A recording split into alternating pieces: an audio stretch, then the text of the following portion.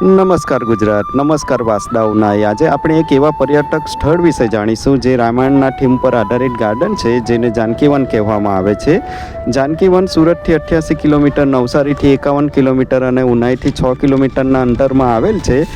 જાનકીવન એ સામાજિક વનીકરણ વિભાગ ગુજરાત દ્વારા ગુજરાત ફોરેસ્ટ ડેવલપિંગ હેઠળ વિકસાવવામાં આવેલ એક ગાર્ડન છે, જે ગુજરાતના 66માં વન મહોત્સવની ઉજવણી નિમિત્તે જાનકીવનનું ઉદ્ઘાટન 2 ઓગસ્ટ 2015ના રોજ આપણા ગુજરાતના મુખ્યમંત્રી આનંદીબેન પટેલ પર હસ્તે થયું હતું. જાનકીવનનું ક્ષેત્રફળ 9.64 હેક્ટરમાં બનાવવામાં આવેલ છે. અહીં 150 જેટલા પ્રકારના વૃક્ષોનું રોપણ કરવામાં આવેલ છે. જાનકીવન બનાવવાનું ઉદ્દેશ્ય સંસ્કૃતિ પ્રત્યે લોકો જાગૃત થાય, લોકોનું સ્વાસ્થ્ય સારું રહે અને વૃક્ષો પ્રત્યે લોકો જાગૃત થાય, વનસ્પતિ અને વૃક્ષોનું આરોગ્ય પ્રત્યે કેટલું મહત્ત્વ છે એ લોકો સમજે અને જાણે. આ જાનકીવનમાં અલગ અલગ પ્રકારના 12 વનો બનાવવામાં આવ્યા છે. આ વન રામાયણના થીમ પર બનાવેલું હોવાથી આ વનોની અંદર રામાયણ કાળના કેટલીક ઝાંખીઓ, મૂર્તિઓ સ્વરૂપે પ્રસ્તુત કરવામાં આવેલ છે. અહીં સુંદર અલગ અલગ ઝાડની અંદર ફૂલ મૂકવામાં આવેલ છે, જે ઝાડના ડાળ, પાંખડા અને પકડીને તમે લીલોતરીનો આનંદ ઉઠાવી શકો છો. ઇન્ટરફિકેશન વિસ્તારમાં જે અહીં લોકલ જાતિ છે, વારલી જાતિ, ગામિત જાતિ, ઢોળિયા પટેલ, એના આધારે અહીં ચલચિત્રો મૂકવામાં આવ્યા છે. ખંડ બનાવવામાં આવ્યો છે, જે ગુરુ પતંજલિ યોગના આસનો બતાવવામાં આવ્યા છે.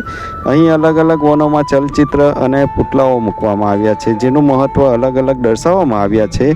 આ વનમાં સહેલાણીઓ ફરવાની મજા તો લે છે, પણ નવી નવી જાણકારીઓ લઈને પણ જાય છે. અહીં છોકરાઓને રમવા માટે ઝૂલા, સરકડી અને અન્ય સાધનો રાખવામાં આવ્યા છે. ગુજરાત વન વિભાગ દ્વારા બનાવવામાં આવેલ આ ઉદ્યાન અહીંના રહેવાસીઓને રોજગારીઓની તક આપે છે. અહીં આવવાથી ખરેખર એવો અહેસાસ થાય છે કે જાણે સીતામાં અહીં વનવાસનો સમયગાળો વિતાવ્યા હોય એવું લાગે છે.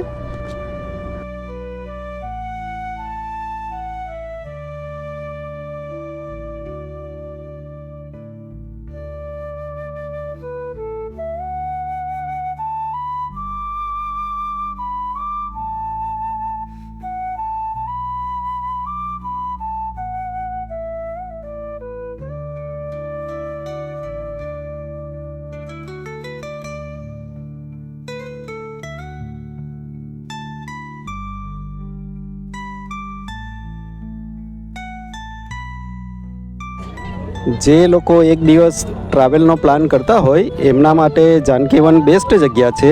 વિડીયો સારો લાગ્યો હોય તો મારી ચેનલ વિરલ ડોડિયાને લાઈક કરો, સબસ્ક્રાઈબ કરો અને બેલ આઇકન દબાવીને રહો એકદમ અપડેટ.